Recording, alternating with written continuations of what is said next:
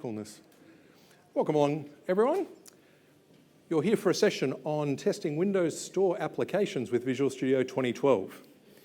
We know Windows Store applications, because if you're not into Windows Store applications, you're not going to have a great session, is my guess.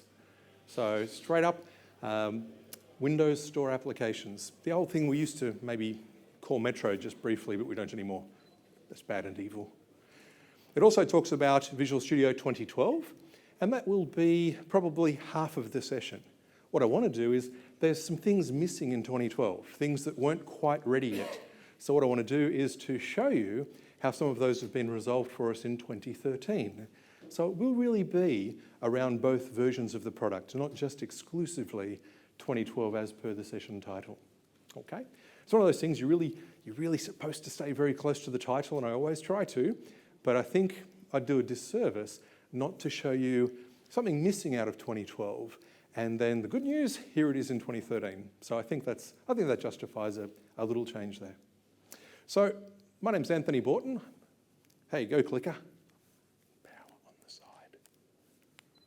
Look at that, that's amazing. My name's Anthony Borton. I'm a Microsoft Visual Studio ALM MVP. This is my 8th year now, I think. I'm a Microsoft certified trainer and a Microsoft certified professional. So it was interesting, with the 20th anniversary of TechEd, this is also the 20th anniversary of my first Microsoft exam. That seems such a long time ago. What was the exam code? It was exam 001, their very first exam. It was MS-DOS 5 and microcomputer hardware. And it was a prerequisite to be certified in Word 2. Because knowing the registers of the CPU and some obscure command line switches from the DOS prompt really helps that word processing. I thought it was a great idea. But anyway, and then I think, what was the other one they did? Windows for Workgroups. So that was the first 3 exams I did back in '93.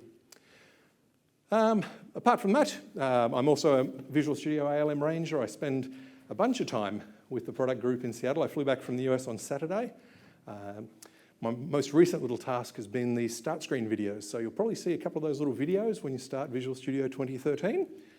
Compliments of yours truly. So nice little Australian accent there for 2013.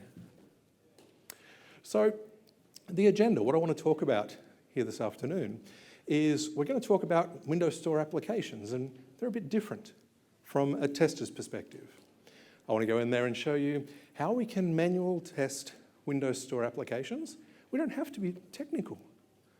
What is the single most common form of testing done today? And I'll give you a hint, it's about 70% of all testing. That's just manual testing.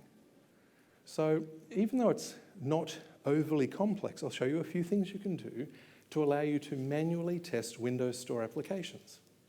The second part is we'll move on and look at Microsoft Test Manager. So MTM 2012, how we can do on-device testing. The third part is we're going to have a look at automated testing with Windows 8.1 and Visual Studio 2013. Okay? Because that brings some things to the table that we would love to have seen in the 2012 release, but it didn't quite make it. And even with what's going to be the RTM of 2013, there's still just a few things that just aren't going to slip in there.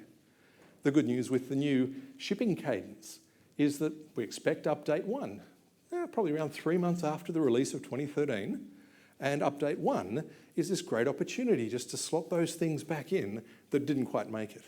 So that release shipping cadence, or increased frequency of that shipping cadence is really good news for us. All right, so Windows Store applications are different. Who's written a Windows Store app? Excellent. Who's tested a Windows Store app? Well, who's used a Windows Store app? Isn't it the same thing? Yeah, of course it is. But it is very different. Or is it very different? What are the things we need to be aware of when we move forward into a Windows Store application? Hey, I guess that's the black button, isn't it? Cool. Go away, black. Hey, look, it's a toggle. This is excellent. It's made for presenters. And that's the right button. So guys, there's a bit of text up there. That's not great from a presenter's perspective, but really handy if you grab the slides and look at the presentation after TechEd. So basically what it says up there is it talks about it's a new type of application. It's specifically around the Windows 8 immersive experience. Unlike traditional applications, your Windows 8 apps have this sort of chromeless experience. And what I mean by chromeless, the borders around the outside. The window, which is interesting, it's a windowless Windows application. By default, it's going to fill the entire screen, but that does change with the Windows Snap capability. And of course, in 8.1, that's going to change a lot more. So a lot more flexibility and freedom in how you snap these applications. And that's going to be a big thing for testing. Okay, full screen's all well and good, but of course, if we can change the screen size, if we can snap it to a third of the screen or lots of other choices now, we need to make sure that our app's going to redraw correctly. Testers need to test and ensure that for us. A Windows Store app can also support different layouts. It's around, I think I had a marketing moment here, you ready? Fluid and harmonious experience across a variety of form factors. Marketing would be proud, I'm sure. And then Windows Store apps are designed to run on Windows 8X. There's a lot of experience, most of these applications are heavily focused on that touch experience. Okay, our friendly AV guy up the back here, who does a great job, will recount for you, I'm sure, with a smile, that I've just put fingerprints all over his laptop. Because everything I do now has touch. Even my Kindle, you know, the old Kindle with the little buttons on the side. I just got sick of touching the screen. It was embarrassing. So had to get a Kindle Touch, had to upgrade it. I can justify anything really when it's electrical and shiny. Your testing experience needs to include things now like the app bar. It needs to talk about our tiles. We need to think about gestures, swipes. We need to think about pinching and how that's going to work with the application. We need to integrate with the charms. So app capabilities built into the platform that we want to be able to work with. Let's have a quick look at a Windows Store application. Okay, so magically I'm going to switch to number 2. Oh, isn't that great? You taught me well. So, IE. Oh, that's not the one I wanted. Go away. So here we go. Let's swipe up from the bottom, get rid of that, pop down the bottom here, jump into Bing, do that. Okay, so this is IE. Initially, I wasn't a big fan of the 2 IEs. I don't know that I really like 2 IEs still. You know, one is the desktop experience, one is the Windows 8 experience. Okay, would you agree? Have you had any frustration about having 2 different ones with different behaviours? Oh, it's a quiet audience. You guys have a really big lunch today, yeah? All right, I must have missed out on that. So look at this application. There's no window around the side. Up the top there's no minimize, there's no maximize. That entire application is available to the developer. You can control that entire experience. So if I want to go in and change some things about it with a bit of touch, we swipe up from the bottom. I can go in here and say, I want to add an extra tab. As opposed to that little tab across the top with the little character, I can't remember what it is, that you click to get a new tab. So I guess that's often where the frustration comes from. It's just the different experience. But if you were thinking about this, certainly on a handheld device, a little swipe from the bottom or a swipe from the top where your hands natively rest makes perfect sense. So you want to make sure that these things work. If I go in there and choose, hey, we'll go and visit the guys at Mountain Goat Software. So often when I'm training Agile courses, teaching people how to implement Scrum with TFS, we go and talk about planning poker and the cards and things, and there's a nice little site there. So I can also go in here, and we need to be able to, okay, swipe back up again, back to Bing, integration with platform features, the charms. I'm going to swipe out from the side. I can go into the share charm and have a look at the application, how it integrates with share. We can go in there and we can share either through the mail application, either through the People Hub, Or if I've got a variety of other applications there, they're going to appear in the list for me. If I go and choose a different charm, if I use the search charm, and I might type in TechEd. So did you see from the charm, it passes that back to the application that we've got working there and gives me some results. So in testing our Windows Store application, there's all those touch experiences, the gestures we've got to deal with. There's integration with charms. There's just a lot more. The reason we've got to do this is not only is it going to be potentially new to you as a tester perhaps, it's going to be new to the end user, although they'll pick that up quite quickly, but who else is it going to be a new thing for? The developers. You know, the developers are figuring out how to go and work with this experience. They're figuring out how to integrate and work with those charms. So given that they're learning, it puts the onus back on us as testers to be able to test all those things to make sure they're implementing it correctly. So it's pretty important stuff. All right. Let's get rid of that guy.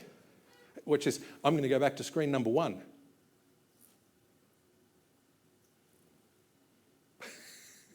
Okay, my voice control has some latency. Moving right along then. Sorry? Well, I know. He hasn't got much to do during a session like this. Is that fair to say? All right, manual testing Windows Store applications using web test case management. So who was in Adam's session this morning? Anyone? Adam and Damien's session? So one of the things you would have seen there is some of the web-based test case management. Did they open up the test hub? I was getting ready for an ILL, I didn't see it. But I would have expected Adam would have showed you the web-based test hub. Okay, regardless, how about I do that for you? So in manual testing an application, I want to talk about, I did it again. I'm going to have to put some tape over the black button because it scares me. There we go.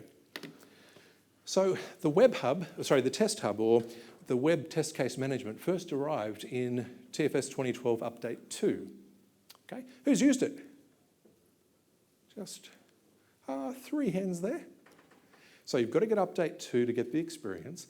It was improved, I think, incrementally in Update 3, and again improved quite a lot for what will be the 2013 release. So there's some scenarios up there that are quite important. The first scenario there is where we want to be able to execute on a non-Microsoft OS, where we're unable to go and install the Microsoft Test Manager client. Now, it is we'll call it the rich client, and it is a richer experience. If you can put MTM, Microsoft Test Manager, onto the platform you're testing, you're going to have a richer, better experience. This is a more lightweight client. We don't have things running on that box. We just have a browser. So we don't get things like the action recording. When we go and raise bugs, we don't have all the diagnostic data adapters, the data collectors giving us rich information for when we go and create a bug. But we do get a nice, lightweight little client. That's what it is. So there's some good scenarios there where that web client's quite a valuable thing for us. So let's have a bit of a peek at that one. I've got too many computers. So I might go, no, I should do it myself now.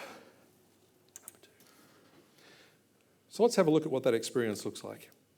Popping back to the desktop there, I'm going to, actually, you know what? We can do it from where we were. I'm going to pop back up here, close that, bring up my favourites, pop into here.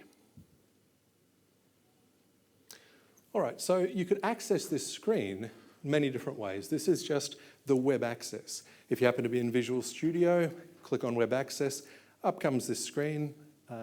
And what we've done here is across the top, I've selected the test option. Now this is a very recent release. The very first time that you may have had a look at the test hub, you couldn't create test plans in here. You had to create the test plan in the rich client, but I can go up here now, you'll see the test plan that I'm working on. I can go in here and I can now create my test plans directly from this client. So the client is very rich in most ways, with the exception of the runtime experience when you're running your tests. I can go in here and create test suites. I can create a new test suite. in here, give it a name.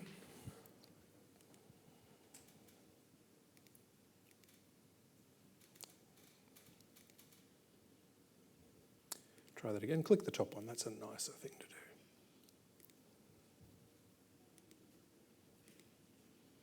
Okay, and this particular suite could be, let's say what's the Windows?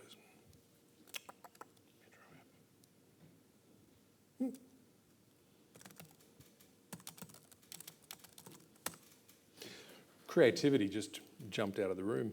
So I can go in here and say I want to test the Maps app. I can go and say I want to create a new test case. You will have seen this before if you've used MTM or if you've created a test case using Visual Studio. I want to be able to go and test the favourites feature in IE10. I can work my way down here and I can go and put in my test steps. Open IE10. I can pop in an expected result there. IE10 opens. That's not typical. And I can work my way through that, save and close it. So creating manual test cases through that web experience is quite straightforward. What I want to do is I want to show you going and running one of these things. So I'm going to go in and say that I want to go and run this particular test case. It's going to start the test runner, but the test runner appears just as a browser window. So remember, this is what most testing is. It's manual testing. And this is, in my opinion, not technical at all. First thing it says is go and start the Maps application. That's the one we want to test. So I'm going to pop back out here, jump into the Maps application. Ooh, the net's going really quick. Must be all these technical people. Okay, what I'm going to do is just use the Windows Snap capability just to bring that window back out with the test runner in it. Okay, so as a straightforward and quite simple experience for manual testing Windows 8 applications, what you'll see here is I've got my test runner snapped to the left-hand side of the screen, and on the rest of the screen there, you'll see my application that I wish to test. Step 1 says I want to go and start the application, so we'll give that a pass. Swipe up from the bottom and choose my location. Let's try that. Where is this network point coming out? Okay, that's really interesting. We're in North Sydney. Worked fine, doesn't matter. Okay, yes, we'll give that a pass, a suspect pass, I've got to say. I'm going to then swipe out from the side. I'm really fascinated as to why they got that wrong. Search. Wow, this is going to really test it. I'm going to search for Brisbane Airport. Okay, we'll give that a pass. And I'm going to choose directions. This will be a big drive. Go. Okay. Put me back on the Gold Coast. I think we need to raise a bug with Microsoft here. So, cool. So it's going to take you an hour and 3 minutes. It hasn't really seen the traffic and the roadworks, has it? No, not at all. I would allow more if you're going back to Brisbane Airport. So the expected result there is the route should be drawn on the map. So I've tried to keep that nice and easy. I'm happy with that, so I'm going to give that a pass. And then it wants me to close the Maps application. So we'll go ahead and get rid of that.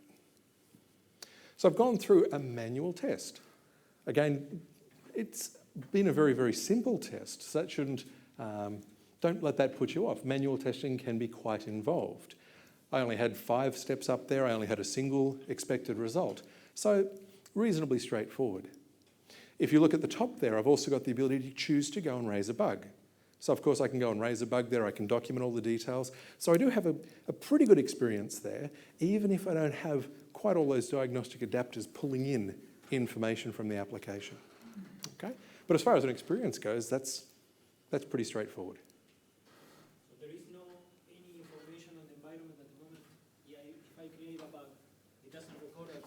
Let's have a look. Can I still write? Yep, create a bug. Now I'll just give us a bit more room here so we can see it. If we go down there, click on System. I mean, where you'd have that system information before, those details, you don't get it. There's really, it's only what it could learn from running inside that browser experience. And of course, browsers are pretty locked down. Yeah. So, In a crystal ball, what I'd love to see is I'd love to see when you have this test runner up, a little download link down the bottom, so that potentially if you wanted to, you could download a set of adapters for multiple different types of platforms. But crystal ball, I don't know if we're ever going to see such a thing, but I think that'd be really neat.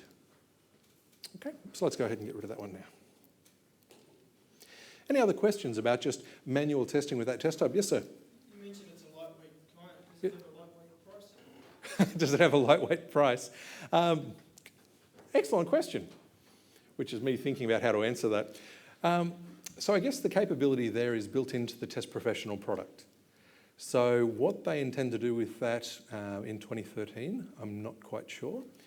But as far as that test capability goes, I'm not aware of it changing and coming out of that Test Professional product SKU. So Test Professional, I think, is quite reasonably priced for what it offers.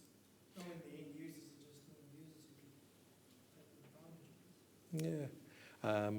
I don't have any insight into that packaging. So if I had to answer it for today, it'd be Premium, Ultimate, and Test Professional would give you that capability. Whether they extend that into the 2013 release, magic crystal ball. Okay. So let's move past that one and let's go back to the house machine. Okay, that's not too bad. He's getting quicker up the back there. And now let's go to the next slide. You can't do that, can you? All right. So the next thing I want to move on to, again, any other questions there on manual testing those Windows 8 apps? Nope. Wasn't super sexy and exciting, was it? But I think that can be good too. It's just really straightforward and easy. Yes, sir? Is Test Professional part of TFS? No. So as far as the client SKUs go, you've got TFS sits in the background. Actually, how about I give you another analogy? It's like Outlook is to Exchange. So TFS stores the test cases. When you create a test case, it's a TFS work item type. TFS stores the results of the test run and the data for us for reporting purposes. The client we use, well, this is ironic. So normally, Microsoft Test Manager is part of Test Professional, which is the client SKU, Visual Studio Premium, Visual Studio Ultimate. This one's a licensing issue because it's web. It is clientless. So it's not really a case of technically where do we install it. It's just the licensing controlling who should have access to that. Wouldn't it be a TFS cal if you're just using the web client? I would hope it's a TFS cal, but that's speculation. I haven't seen any official news on that yet. I like the idea of a TFS cal giving it to you. Do you know something I don't know? That's just the way I do it. If you talk to TFS through the web interface. See, there's your mistake. You're applying logic and common sense to licensing. Was there another question, sir? I assume the access control through the web was you had to log in to get access to the web page, so that would control who had access to that. So I am using Windows Integrated Authentication there for that experience, so there will be some control of that, yes. And that is something that, as opposed to previous versions, when you go into the web access client, now we do have to control access to some of those features where before it was just cal or no cal. Now we've got to deal with cal, no cal, or premium cal. Licensing. I'm going to stay over this side of the room. All right. So the next thing is manual testing Windows Store applications using Microsoft Test Manager. Okay, so this one's a little bit more involved for us. So I'll give you the scenario. So you've seen the lightweight experience. We now want to have a richer experience. So we're going to set up a couple of different machines. What I'm going to do is wake one of these ones up, and he's back with me. It's all right. Beauty. On one machine, we have Microsoft Test Manager, so we have MTM set up, just as we would today for testing WinForm applications, web applications, and so forth. What we want to be able to do then is to test on our devices. I want to be able to pick up, and I've got cables hanging out of it, but my Windows tablet device, I want to use my gestures, my touch, my experience there with a richer experience so that when we do go and raise bugs, we get things like an action recording. It captures more information about what's going on in my Windows application. Now, the way I need to do that is on my device over here. Well, firstly, it's got to be Windows 8. That kind of stands to reason. You've got to have a Windows Store developer license. They're free, easy to get. You can have as many as you want. We want to be able to go and put the remote debugger on there, which includes the test tools adapter, and of course, the application you're going to test. So let's see how we go about setting that guy up. Okay, before you begin, a couple of things to think about. Firstly, you've got to be using the same user account, although you now can choose not to have any authentication there.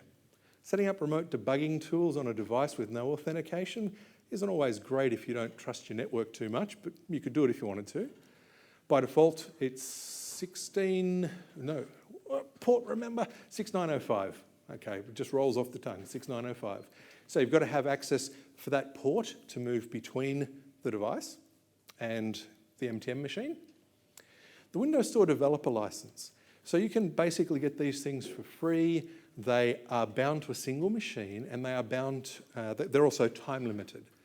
So that said, all you need to do is you can have as many as you like. They're free. When they're about to expire, you can say, I want another one.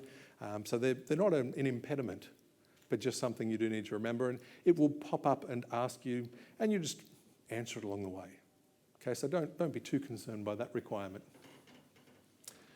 So the steps: install the remote debugging tools, connect to the remote device from Microsoft Test Manager, and then execute our test cases. Yes, sir, question? What kind of app is the remote debugger? What kind of app? How about I download it, install it, and show you? On an RT? So you can get x86, x64, or ARM, yes. Oh. Yeah, okay. And I was intended to use the RT device, but the machine I'm using with MTM is a domain join machine, and of course I can't domain join the RT device, so I'm using a Pro.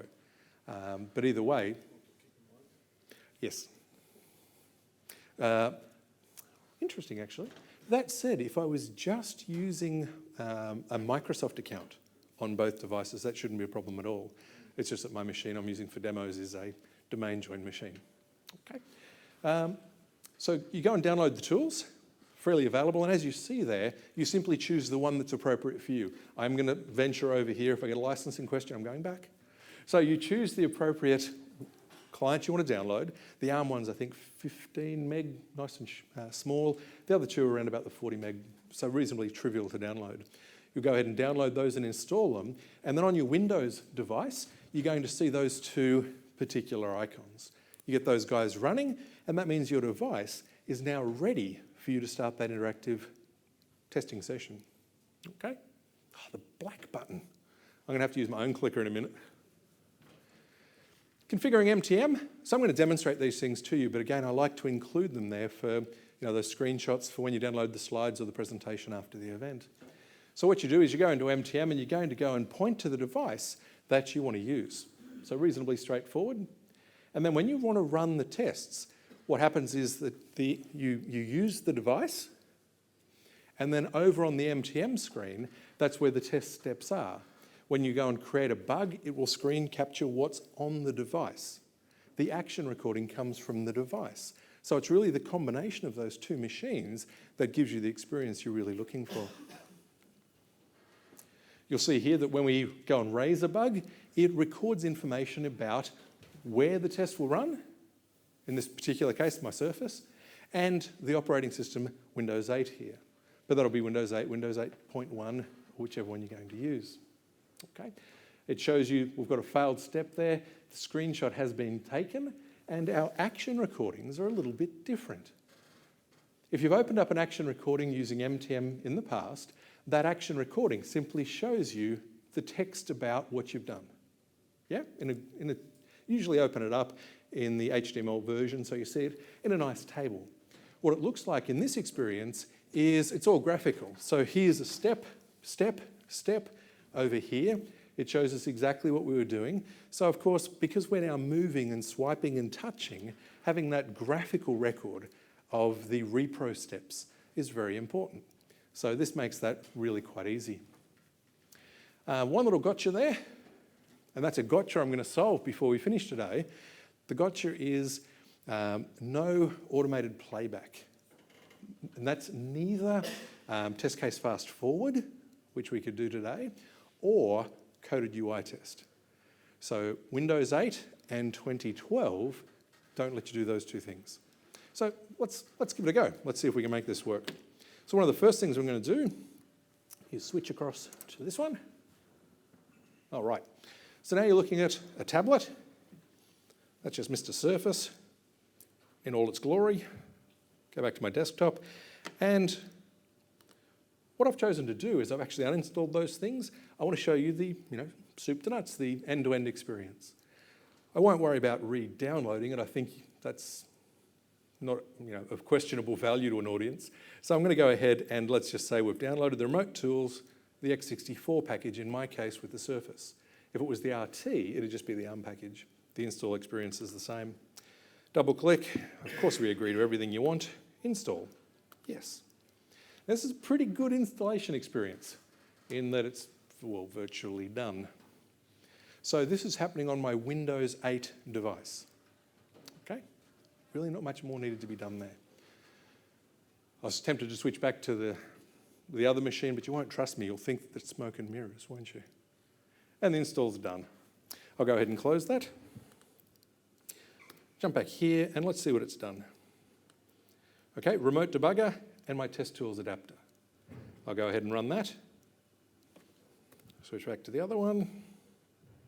Bring it up on the screen so we can see it. Okay. So what this is showing us is we've now installed the tools we need on that Windows 8 device. Okay. At the moment it's sitting there. Interestingly, it's gone with port 4016, which isn't really its default. Not quite sure what it's doing there to have some fun with me, but I spotted it. So any questions about setting up the device side? That's pretty straightforward. Good. So now let's go back over to here. Yes. Okay, so they install together. I'll go and jump back out of this runner, back to my desktop. What I'm going to do this time is we're going to go into MTM.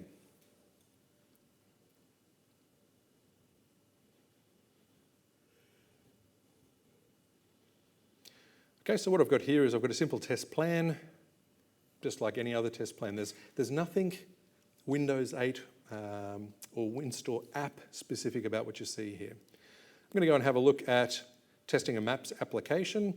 Here's, test the favorites feature, test my location. Let's open that one up. So that's the experience. That's the test that you saw me do using the lightweight runner. So let's have a look at how that varies now using the rich experience. So I'm going to switch across to test. And by default, most people probably may not even look at this. It says that we're going to be running on the local machine. I'm going to change that, and I'm going to say, well, no, I want to run on a remote device. Okay, my remote device, if I look back on the other screen, you don't need to see that. It's AB-Surf Pro 4016. AB-Surf Pro 4016. That looks right. That should then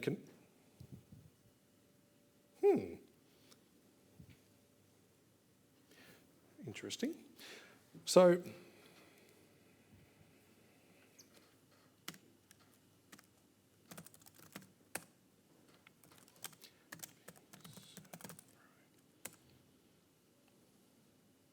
slightly concerning.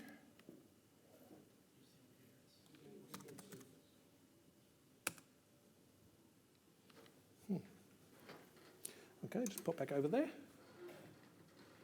Okay, so in this particular case, my RT's AB Surface, so that was what the screenshots were, but well spotted. So this one is definitely AB Surf Pro 4016, but that's okay. If it's a name resolution thing, we've got the technology. Okay. Back here. 1044 4136. 1044 4136.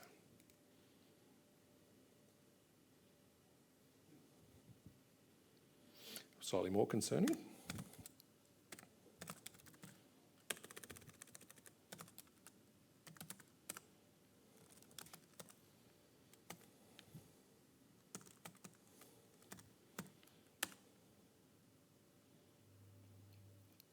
That'd be it.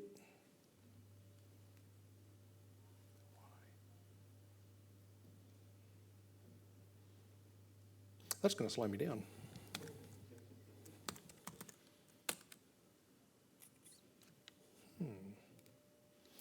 Okay, guys, Okay, there's no easy explanation for why that's the case. So the little electrons aren't going to run across these cables nice for me. I do feel better, though, that if they can't get it right in the keynote yesterday, I'm allowed to have a demo failure as well. Sorry, guys. So what that experience would have looked like is, and the frustration is this worked during rehearsal, it worked in the hotel room last night. So it's something about that network that doesn't want those two things talking to each other. What would have happened there for us is I would have clicked test, it would have then gone and connected to that client running on the device. I would have opened up the test runner, but where the test runner normally docks to the left-hand side of the screen, it would have gone full screen because we don't need any real estate to actually see the application under test. That's happening on the device. So on my MTM screen, I would have seen the steps I needed to do, and it would have said start the Maps application. On the device, I would have simply started the Maps application. I would have swiped to the left, swiped to the right, just to show that to you. I would have then pressed the Maps application. On my MTM screen, I would have said pass. It would have said do the next thing, and on the device, I would have just gone through the steps. I was going to choose then to go and deliberately create a bug. And then when I raised that bug, you would have seen that now we do get the rich collectors working for us. You would have seen that it would have captured the screen of what was on that Surface device. We would have then seen the environment information, the system information, and we're back to that really rich experience again. Yes, sir? Would it have captured the gesture or what you actually did? Yes. So in that little screenshot there, it would have, it shows the text, swipe from the right, swipe from the left. It shows the screen segment. It shows where you actually push down. So the graphic representation of that's pretty good. Remember, one of the caveats, one of the gotchas today is that you don't get the test case fast forward. So if you were doing that today with a Windows form or a web app, you can then highlight half a dozen steps and say play. You don't get that. But nonetheless, that's still a very rich experience there. So look, I'm really sorry I can't show you that. I could debug network problems for the next 20 minutes and just frustrate everyone. So please accept my apologies for that one. All right. Any other questions about that rich experience with MTM and the device? So, question? Did you say that when you open up the actual application, it automatically passes the test? No, it will not automatically pass a test.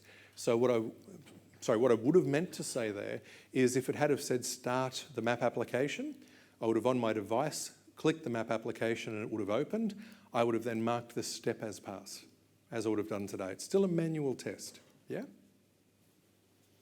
Any other questions?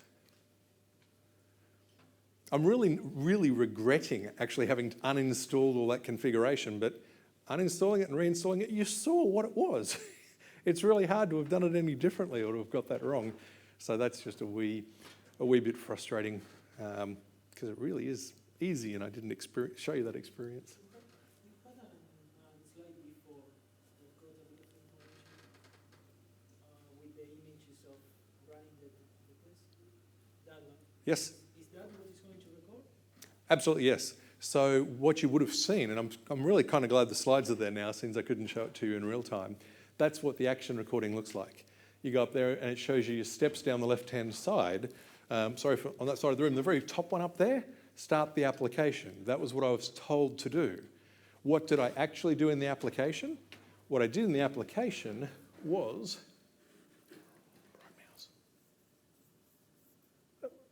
come on. This is the only one I haven't got a mouse set up for. There it is. What I actually did was I pressed the Windows key. I then went and panned right, so it showed where I actually clicked to do the panning. I then went and tapped on that particular button and then I completed that step. So that's, it's a graphical rendering of the exact steps that I did for this test case, and it shows the little graphic screen images there and what was on the screen at the time. Okay, so would have been nice to show you that in real time. So I want to move on then. So you've seen that we can do manual testing. You've seen we can use a lightweight client.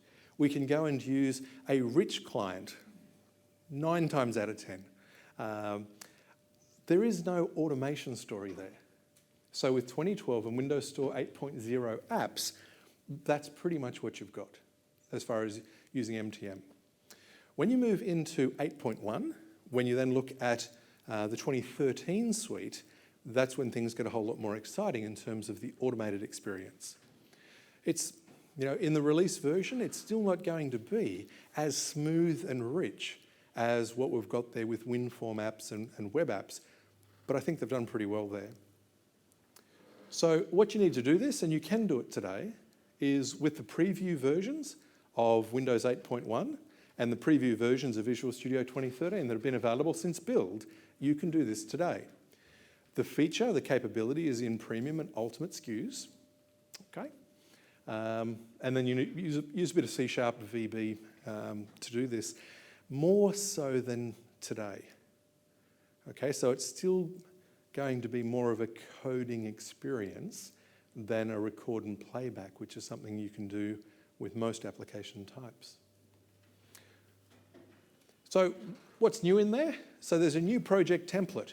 So that new project template is going to be coded UI. It's going to be an automated experience for Windows Store applications. There are some new specialized classes. You'll recognize them all. They start with XAML. So there's now classes representing everything you need for your Windows Store applications, including your shell controls, things like your charms that come out from the side. There's also support for touch gestures. That's a really interesting thing. We're going to use the AdventureWorks Windows Store application, and how about we jump in there and have a look at it. Okay. Over to this screen. Into here. Okay, so what you're looking at there is the freely available preview version of Windows 8.1. What I'm going to do there is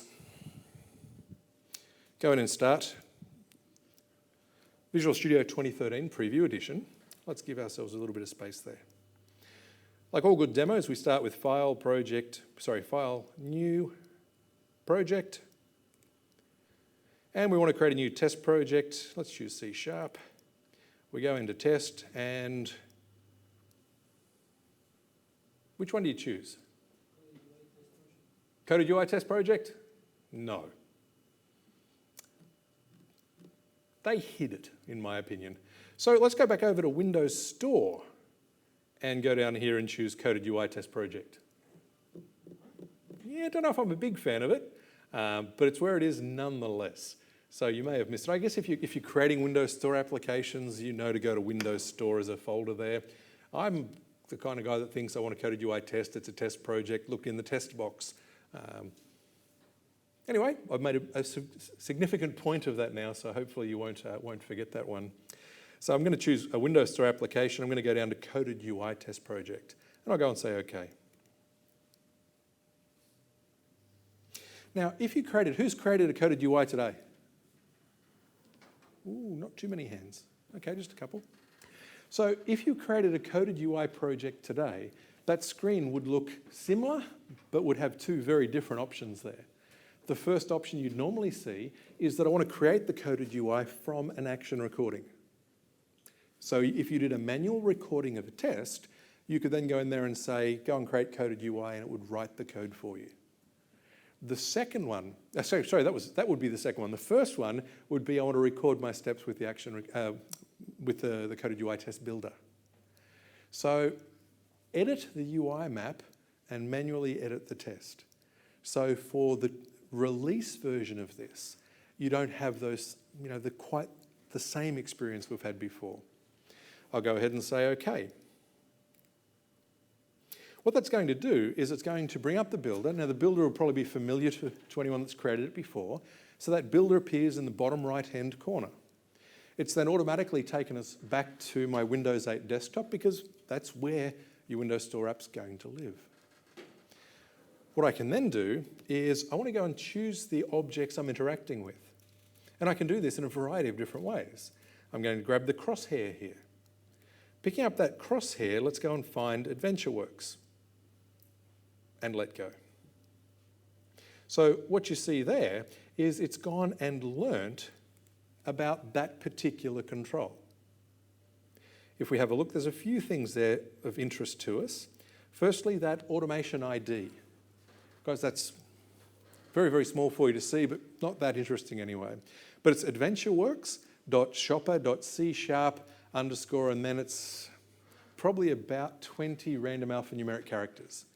So that's actually built from the app manifest. So when you create a Windows Store application, information is taken from the certificate. So no matter how many times you redeploy the same application, that will remain the same. Now, when we want to go and write the code to launch the application, that's the little piece of text that we need to remember.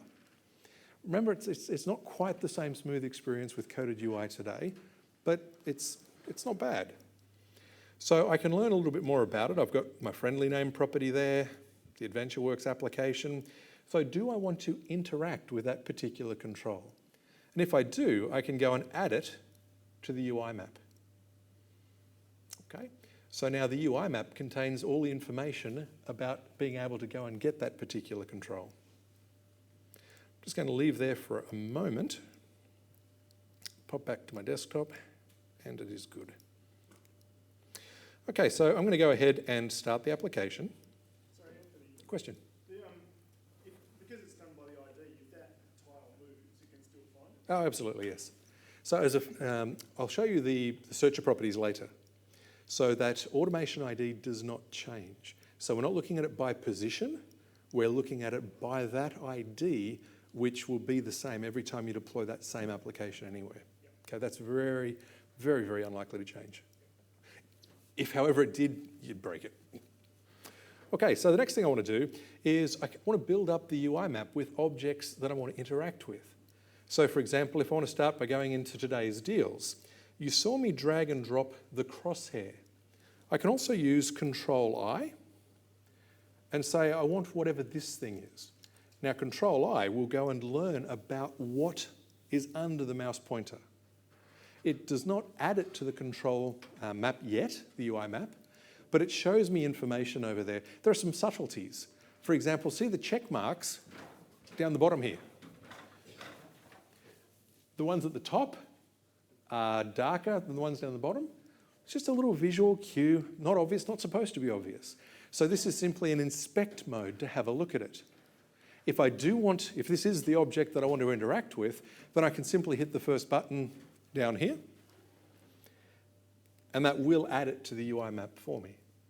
The other choice I've got, so Control-I is to inspect the thing under the mouse cursor. Control-Shift-I will actually then just automatically add it. So if I want to go and choose whatever this button is, Control-Shift-I. So it's found the search button and automatically added that to the UI map for me.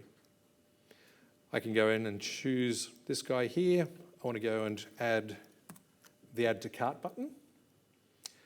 I want to go to the back button, Control-Shift-I, and add that to the UI map. So while I'm doing this, I'm basically choosing any controller object that I want to either interact with, a click, a gesture, a pinch, or whatever you want to do. And then I can also create some assertions here. So maybe I want to add an assertion to, what do I want to pick? Add to cart's already there. Today's deal search button. Let's add an assertion there. I just want to check the text on that. Okay, and I'll say okay. And when I'm ready, I can go ahead and write the code out. In this particular case, I've added an assertion, so it wants a method name from me. If I didn't add an assertion, I would have not had to have specified anything. It would just go and create the UI map that I need. So what I'm going to do here is call it check bike text, And of course you can't have spaces in method names. What was I thinking? And add and generate.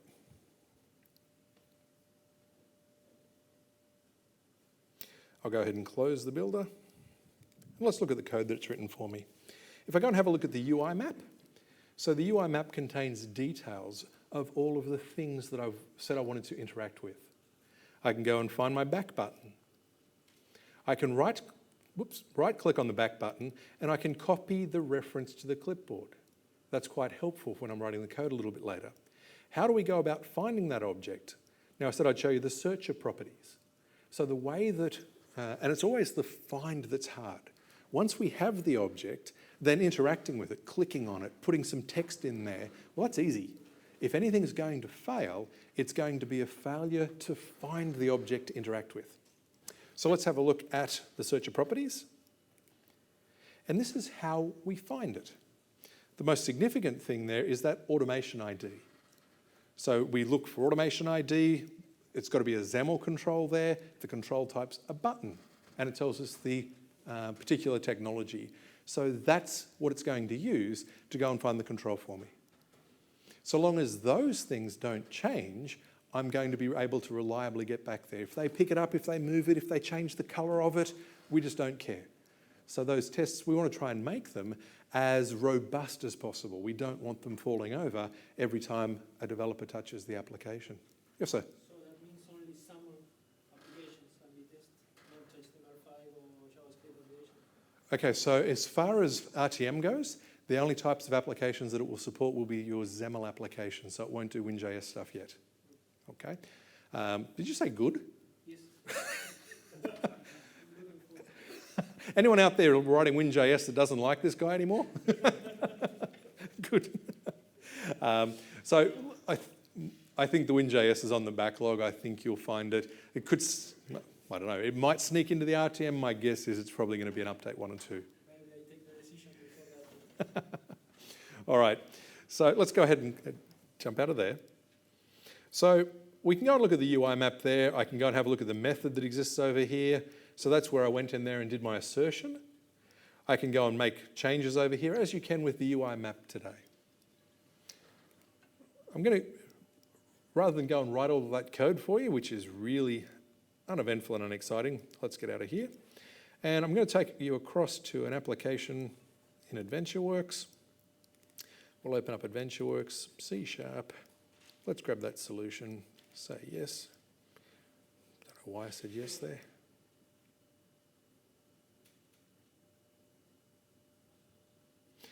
Okay, over to my Solution Explorer, into tests, coded UI tests.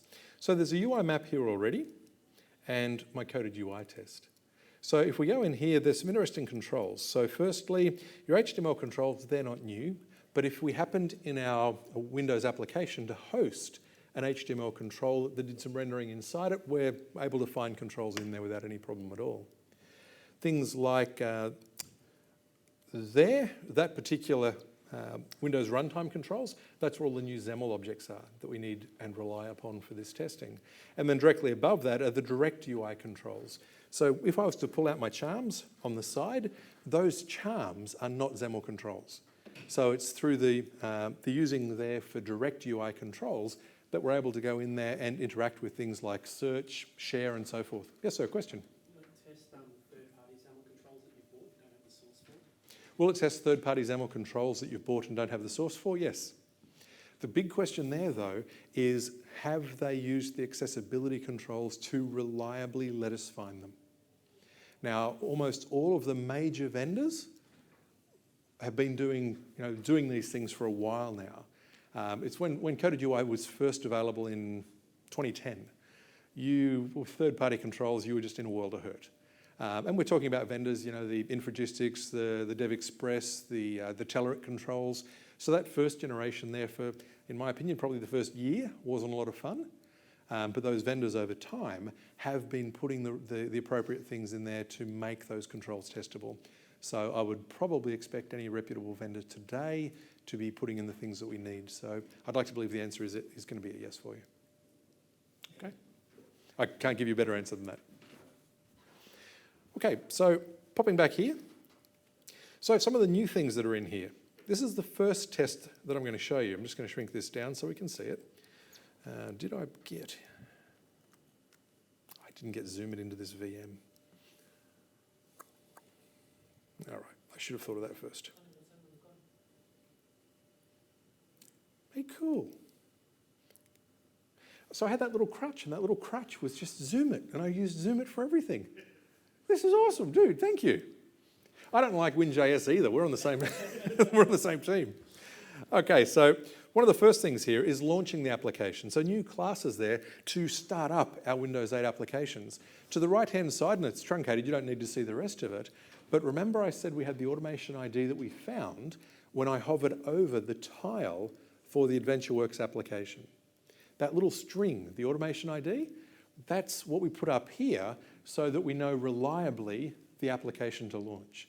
So a little bit of code there gets the application up and running for us. The line above it, I'll explain after you see it run. Okay, so there's a few little funky things there in this code, but in essence, we launch the application. This is just obfuscated away a little bit just for cleanliness of the demo.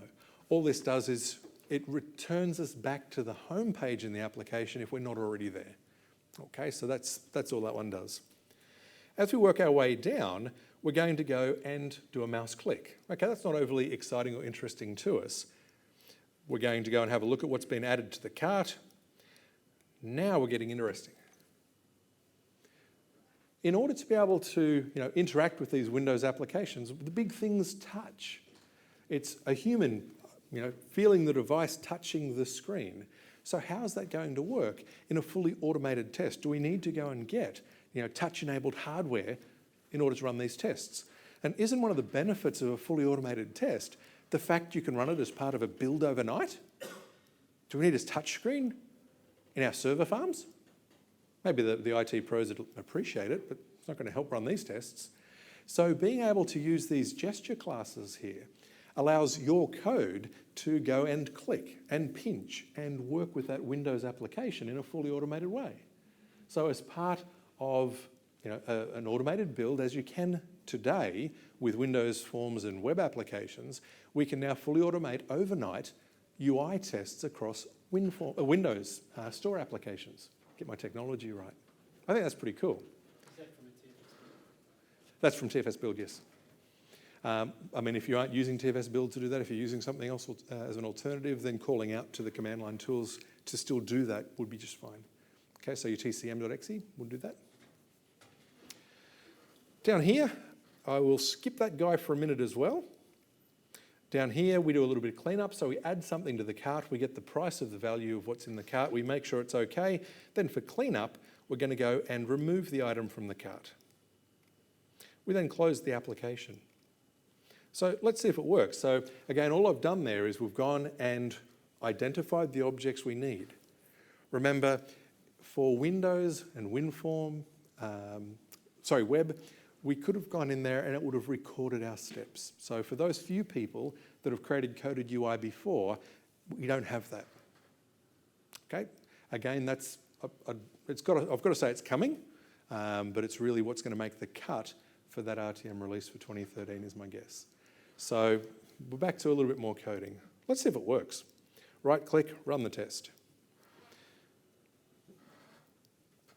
Not as interesting standing here watching it, but thinking of this doing the job for us, I can't have two bad demos on one day, surely. Hey, there we go. So we're going to go and add something to the cart, or in this case, I think we're about to go home, find something in the cart, find the value of it. We're going to go and add it to the cart. We're going to check what's in there. And then we end our application. Let's see how the test went. I'll switch back over here. And it failed. Why did it fail? Because I already had one of those items in the cart. Okay, my app was still running from when I recorded it. I went and added one into the cart. We put one in there and expected that there was only going to be one in there. I can't actually recall whether or not I removed a single one or removed all of them. So just out of curiosity and interest, if I happen to empty the cart at the end of that test, the second one should work. Uh-oh. Or did I put one in and take one out? Let's find out. Oh, I'm in a world of hurt now. Or did I do none of the above? None of the above was the answer. So that test's still failing, which is good because it shows that it's actually doing a test for me. Justified? No, I refuse to. Check out. No. Remove. I know you don't trust me. Yeah, just have one failed demo. Okay. If I run it again, I'm going to assume that's going to, you just have to see it, don't you? I just have to see it too. One failed demo, I doubt myself. Add to the cart, one item, 577.12. And now we should see that test passing.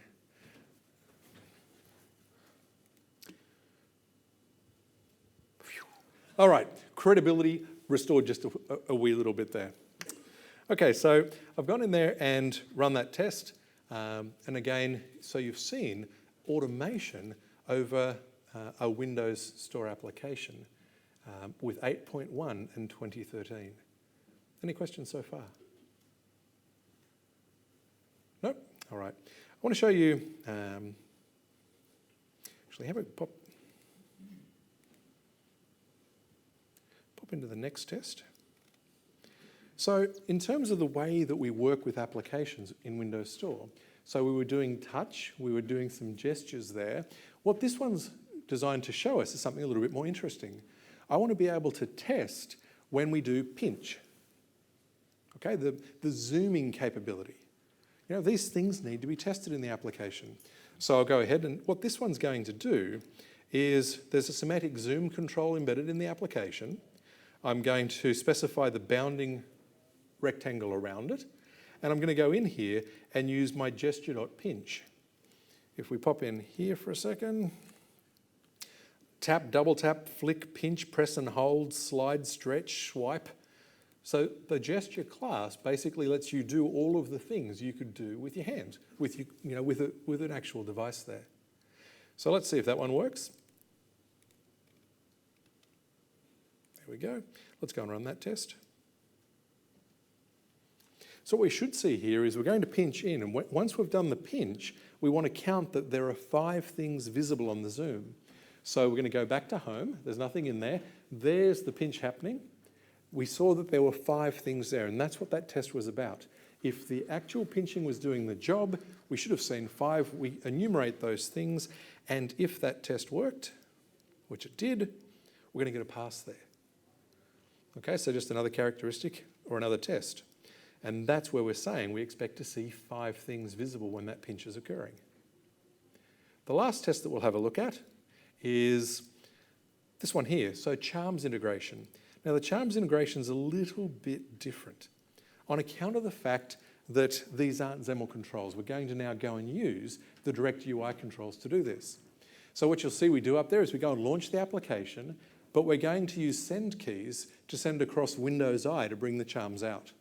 When the charms come out, we're going to do a gesture tap, and we're going to use the integration with login for the settings charms.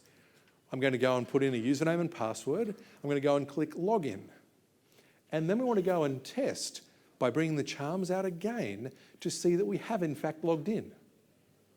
Okay, so again, another typical test. Remember, with Windows Store applications, your settings really should integrate with charms.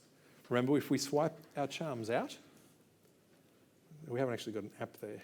See settings down the bottom. So Windows Store applications, you shouldn't build your own UI for those settings. You should basically leverage the capability built in the same way that search and share and settings are all here for us. That's what we should be using in our Windows Store applications. So let's see if that's going to work. Again, let's give that a quick run. You should see the charms pop out a couple of times there.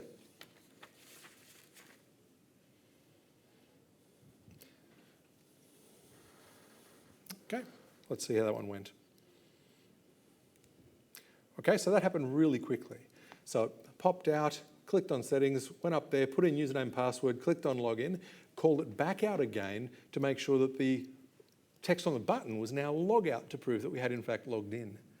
So writing those tests to interact with the ecosystem around your Windows Store applications is really I was going to say straightforward. I mean, those gesture classes, the XAML classes in there to represent each of the objects that you're working with, the direct UI controls for things like the charms in the side, really make that a lot easier for us. Moving forward, I'd expect to see things like the ability to do the record that we've got today. I'd love to see that come online. That's going to make the experience just a whole lot nicer. There were two things just before I start to wrap up that I remember I was going to tell you about. If we pop back up here, did this one play nicely for me? There was this line here that happened just before I went ahead and ran or launched the application.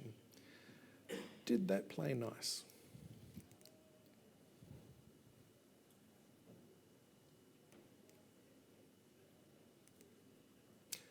Please, please, please. Why?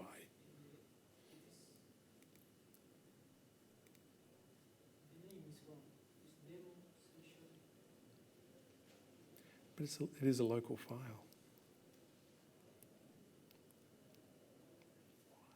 Why? Okay. Not having a lot of luck with networking stuff up the front here. Okay, so let me explain what was going on there. So if I had have gone in there, I should be able to go output, I should be able to click that action log for us. I should get a really rich screen that shows me all of the things that we interacted with there. I should be able to expand any of those rows that we'd see in that action recording. And on the right-hand side, I'd see a little thumbnail showing what was on the screen when the interaction took place. I can click a thumbnail and it opens up full screen for me. So what that is, it's a full action recording with a very graphic intensive version, but I can go and click on output there and I should be able to click on that. I mean, that is a local file accessible on this particular machine and I am on the network, so something just not talking nicely on my network today. Now, because of the, taking all of that screen capture as we go is reasonably expensive, the default is to turn that off. So that first line that I showed you back here overrides that value up here. And in that logger, we go and say we want the all action snapshot. That's what's telling it to take that little snapshot on every single step that we do during the action recording. It's far more impressive if you can see those little screenshots, but interesting. It says it's in C demo something. I wonder if it's... Go to Explorer.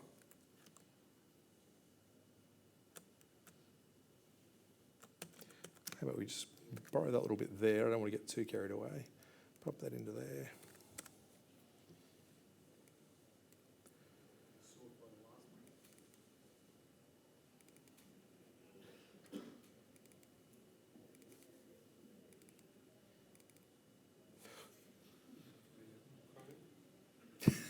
one. I didn't hear that. Not even listening. Look at that. It's huge. I'm not going to go to Chrome. Open with. There's so much stuff there. Come on. Now, what's an easy... I really just want to see this in a rendered view now. Can I do that easily?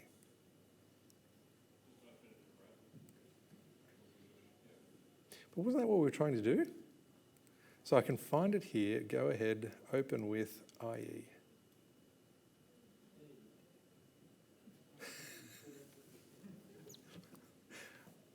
No, I won't. I won't download another browser. So, why? There's like nearly 1.5 meg of great value there with all this little embedded information in it that I'm just having just a great time with our network up the front. I'll blame Mr. Laptop for that one. The other thing, and the final thing there, is there was one other line I said I was going to skip for the moment. You probably weren't noticing this as we went along, or you probably took it for granted. When I was running one of those automated tests, when I clicked an object or interacted with an object, did you see it draw a box around it on playback? So that's a diagnostic thing. So what I've done there, where I say that troubleshooting, I go and turn on the draw highlighting. Now what that does is when you interact with the object, it does the drawing and it pauses for 5 to 7 seconds, something along those lines. So that's really a diagnostic aid so that on playback you can see what's going on. Otherwise it'd happen very, very quickly. So you typically put these things in to troubleshoot your UI tests here. And then once you finish that, you want to take them out. You don't want those 5 to 7 second delays happening wherever you interact with a control. But for troubleshooting, it's quite extraordinary just to see those little boxes drawn around things that you're working with. All right, so virtually time to wrap up. Let's go back to number 1. So our final gotchas there. Some current limitations. Recording of action steps and creating coded UI tests for XAML apps is not currently supported. So you can't generate this from an action recording as you can today with web forms and WinForm applications. Only XAML-based store apps are supported, so nothing there yet for WinJS. And that's just a time thing. We expect to see that one coming with probably update 1 or update 2. And the functionality that you've seen there is only 8.1 and 2013 previews. I would expect, when's 8.1 release date? October something, is it? I've announced that. End of October somewhere. I think we're going to see a release candidate of Visual Studio before then. I don't know if we're going to see the Windows platform. That'd probably be a surprise. So either use the build, the versions available from build, preview today to try this out, or just be a little bit more patient till perhaps the end of October, and you'll be able to use those full RTM versions of this. Some related content there. So there's some breakout sessions you might be interested in, a couple of hands-on labs there, some exploratory testing. So I don't know that there's a hands-on lab or any experience there where you will see the 2013 things yet. So I don't know that you can really experience those things. There's a session on the Absolute Beginner's Guide to Windows 8 app development. So if that's something that you're interested in, Dev 217 is probably a good choice there. Adam and Damien doing a session on climbing the Agile test ladder. So that's going to show a lot of the new things around testing. I've got a talk on the cloud-based load testing coming up tomorrow afternoon. So if you wanted to have a look at that, by all means. Remember the deck's there for downloading, so you can certainly grab that. In the showcase downstairs in the dev den, you can certainly look at a few more of these things. There is a software testing exam. It is 2012 at the moment if you're using MTM, if that was of interest to you. And when you don't see me up here, I'll probably hang out down around the dev den. If I can ask you to please fill in your eval forms there. There's some nice little prizes there that they're giving away as an encouragement for you. And I think, how are we going? Timekeeper? Time's up! We did it! Thank you very much, guys. Enjoy the rest of your TechEd.